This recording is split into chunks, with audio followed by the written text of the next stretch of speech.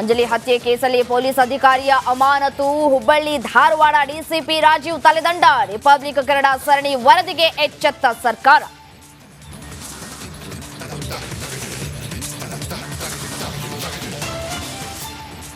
ಅಂಜಲಿ ಕಳೆದುಕೊಂಡ ಕುಟುಂಬಕ್ಕೆ ಮತ್ತೊಂದು ಶಾಕ್. ಫಿನಾಯಿಲ್ ಕುಡಿದು ಸೂಸೈಡ್ಗೆ ಯತ್ನಿಸಿದ ಸಹೋದರಿಯ ಶೋಧ. ಪ್ರಾಣಾಪಾಯದಿಂದ ಪಾರು. ಕಿಮ್ಸ್ ಆಸ್ಪತ್ರೆಯಲ್ಲಿ ಚಿಕಿತ್ಸೆ. ಪ್ರಜ್ವಲ್ ರೇವಣ್ಣ ವಿರುದ್ಧ ಅರೆಸ್ಟ್ ವಾರೆಂಟ್ ಜಾರಿ. ಎಸ್ಐಟಿ ಪುರಸ್ಕರಿಸಿದ 42ನೇ ಎಸಿಎಂಎಂ ಕೋರ್ಟ್. ವಕೀಲ ದೇವರಾಜೇಗೌಡಗೆ ಎಸ್ಐಟಿ ಡ್ರಿಲ್. ನರಗುಂದ ಹೈವೇಯಲ್ಲಿ ಸರಣಿ ಅಪಘಾತ. ಲಾರಿಗೆ ಡಿಕ್ಕಿ ಹೊಡೆದು ನುಜ್ಜುಗುಜ್ಜಾದ ಕಾರ್. ಗಾಯಾಳುಗಳಿಗೆ ಸ್ಥಳೀಯ ಆಸ್ಪತ್ರೆಯಲ್ಲಿ ಚಿಕಿತ್ಸೆ.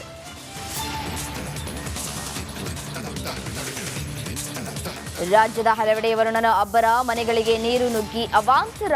ಮಂಡ್ಯ ಚಿಕ್ಕಮಗಳೂರಲ್ಲಿ ಧಾರಿಗುರುಳಿದ ಮರಗಳು.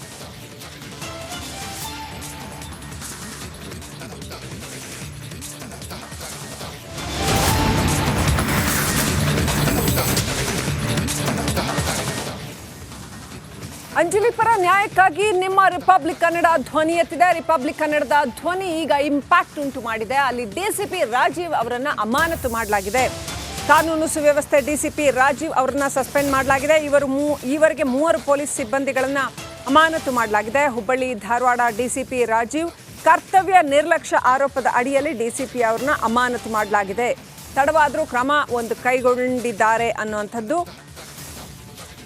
ರಿಪಬ್ಲಿಕ್ ಕನ್ನಡ ಸರಣಿ ವರದಿಗೆ ಅಧಿಕಾರಿಗಳು ಎಚ್ಚೆತ್ತುಕೊಂಡಿದ್ದಾರೆ. ಪೊಲೀಸ್ ನಿರ್ಲಕ್ಷ್ಯದ ಬಗ್ಗೆ ರಿಪಬ್ಲಿಕ್ ಕನ್ನಡ ಸರಣಿ ವರದಿಗಳನ್ನು ಮಾಡಿತ್ತು. ನಡಿ ಈಗ ಶುರು ಮಾಡೋಣ.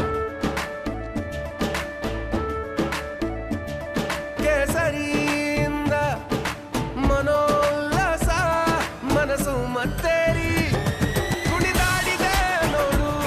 ಮನಸ್ಸು ಮತ್ತೇರಿ ಕುಣಿದಾಡಿದೆ ನೋಡು. ಕ್ಷಣ ಕ್ಷಣವೂ ಆಚರಿಸಿ ಕೇಸರಿ ಹಬ್ಬ. ವಿಮಲ್ ಬಾಯಲ್ಲಿ ಹೇಳಿ ಕೇಸರಿ. ಗೃಹ ಸಚಿವರ ಹುಬ್ಬಳ್ಳಿ ಭೇಟಿ ಮೊದಲೇ ಈಗ ಅವ್ರನ್ನ ಸಸ್ಪೆಂಡ್ ಮಾಡಲಾಗಿದೆ. ಕೇವಲ ಸಸ್ಪೆಂಡ್ ಮಾಡೋದಷ್ಟೇ ಸಾಕಾಗೋದಿಲ್ಲ. ಅಲ್ಲಿ ಆಲ್ಟರ್ನೇಟಿವ್ ತುಂಬ ಸ್ಟ್ರಾಂಗ್ ಸೆಕ್ಯೂರಿಟಿ ಸಿಸ್ಟಮ್ ಬಿಲ್ಡ್ ಮಾಡಬೇಕಾಗತ್ತೆ. ಹುಬ್ಬಳ್ಳಿ ಧಾರವಾಡದಲ್ಲಿ ಜನ ಅಲ್ಲಿ ನಂಬಿಕೆ ಕಳ್ಕೊತಾ ಇದ್ದಾರೆ ಪೊಲೀಸ್ ಮೇಲೆ, ಭದ್ರತಾ ವ್ಯವಸ್ಥೆ ಮೇಲೆ. ಆ ನಂಬಿಕೆಯನ್ನು ಉಳಿಸ್ಕೊಳ್ಳೋ ಅಂತ ಹುಟ್ಟುಹಾಕೋ ಅಂತ ಒಂದು ಕೆಲಸವನ್ನು ಸರ್ಕಾರ ಮಾಡಬೇಕಾಗತ್ತೆ, ಗೃಹ ಇಲಾಖೆ ಮಾಡಬೇಕಾಗತ್ತೆ. ಮಾಡ್ತಾರಾ?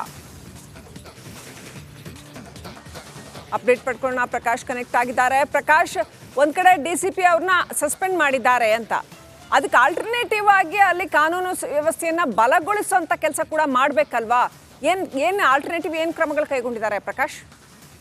ಎಸ್ ಶ್ರೀಲಕ್ಷ್ಮಿ, ಏನಂದ್ರೆ ಅಂಜಲಿ ಹತ್ಯೆ ಪ್ರಕರಣದ ವಿಚಾರದಲ್ಲಿ ಏನು ಪೊಲೀಸ್ ಇಲಾಖೆ ಸಂಪೂರ್ಣವಾಗಿ ನಿರ್ಲಕ್ಷ್ಯವನ್ನು ವಹಿಸಿತ್ತು. ಈ ಹಿನ್ನೆಲೆಯಲ್ಲಿ ಮತ್ತೊಬ್ಬ ಅಧಿಕಾರಿ ಅಂದ್ರೆ IPS ಅಧಿಕಾರಿ DCP ರಾಜೀವ್ ಅವರ ತಲೆದಂಡ ಆಗಿರ್ತಕ್ಕಂಥದ್ದು. ಯಾಕಂದ್ರೆ ಮೊನ್ನೆ ಅಷ್ಟೇ ಕರ್ತವ್ಯ ಲೋಪ ಎಸಗಿರ್ತಕ್ಕಂಥ ಹಿನ್ನೆಲೆಯಲ್ಲಿ 2 ಅಧಿಕಾರಿಗಳನ್ನ, ಬೆಂಡಿಗೇರಿ ಪೊಲೀಸ್ ಠಾಣೆಯ 2 ಪೊಲೀಸ್ ಅಧಿಕಾರಿಗಳನ್ನ ಅಮಾನತು ಮಾಡಲಾಗಿತ್ತು.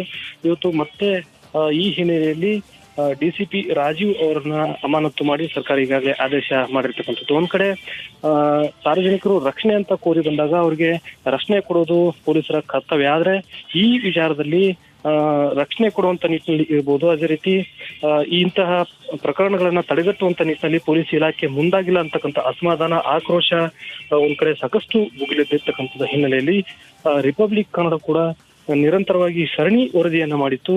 ಪೊಲೀಸ್ ಇಲಾಖೆಯ ಲೋಪದೋಷಗಳನ್ನ ಇಡೀ ರಾಜ್ಯಕ್ಕೆ ತೋರಿಸುವಂತ ನಿಟ್ಟಿನಲ್ಲಿ ರಿಪಬ್ಲಿಕ್ ಕನ್ನಡ ಒಂದು ಫೋಕಸ್ ಅನ್ನ ಮಾಡಿತ್ತು. ಈ ಹಿನ್ನೆಲೆಯಲ್ಲಿ ಮತ್ತೊಬ್ಬ ಅಧಿಕಾರಿಯನ್ನ ಈಗಾಗಲೇ ಅಮಾನತು ಮಾಡಿದ್ದಾರೆ. ಇದಕ್ಕೆ ಪೂರಕವಾಗಂತೆ ಅಂದ್ರೆ ಅವಳಿ ನಗರದಲ್ಲಿ ಕಾನೂನು ಸುವ್ಯವಸ್ಥೆಯನ್ನ ಕಾಪಾಡುವಂತ ನಿಟ್ಟಿನಲ್ಲಿ ಒಂದ್ ಕಡೆ ಪೊಲೀಸ್ ಇಲಾಖೆ ಈಗ ಎಚ್ಚೆತ್ತುಕೊಂಡಿದೆ ಅಂತಕ್ಕಂಥ ಒಂದು ಸ್ಪಷ್ಟ ಚಿತ್ರಣ ಗೊತ್ತಾಗ್ತಾ ಇದೆ. ಈ ಹಿನ್ನೆಲೆಯಲ್ಲಿ ಯಾವೊಬ್ಬ ಮತ್ತೆ ಬೇರೊಬ್ಬ ಅಧಿಕಾರಿಯನ್ನ ಇಲ್ಲಿ ನೇಮಕ ಮಾಡುವಂತಹ ನಿಟ್ಟಿನಲ್ಲಿ ಮತ್ತೆ ಇಂತಹ ಘಟನೆಗಳು ಮರುಕಳಿಸದಂತೆ ಮುಂಜಾಗ್ರತಾ ಕ್ರಮವಾಗಿ, ಮುನ್ನೆಚ್ಚರಿಕಾ ಕ್ರಮವಾಗಿ ಪೊಲೀಸ್ ಇಲಾಖೆ ಯಾವ ರೀತಿ ಮುಂದಾಗುತ್ತೆ ಅನ್ನೋದನ್ನ ಕಾದು ನೋಡಬೇಕಾಗಿದೆ ಶ್ರೀಲಕ್ಷ್ಮಿ. Thank you Prakash, ಡೀಟೇಲ್ಸ್ಗಾಗಿ.